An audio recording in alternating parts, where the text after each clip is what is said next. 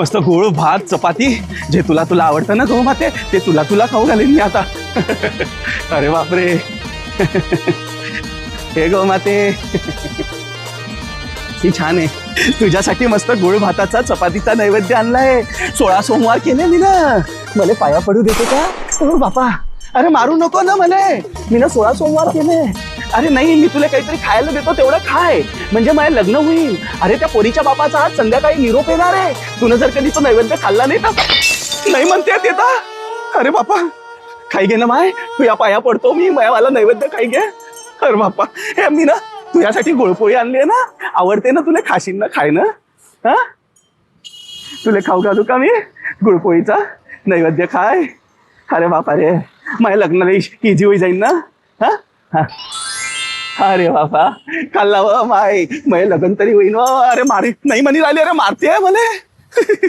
मारू नको बरं. गावडी तू बी खाय.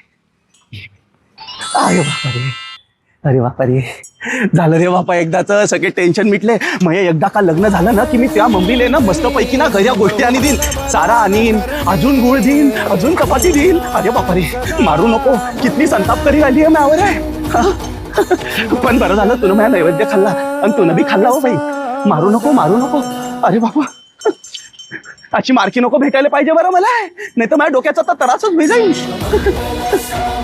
जाऊ दे भाऊ, बंद करे.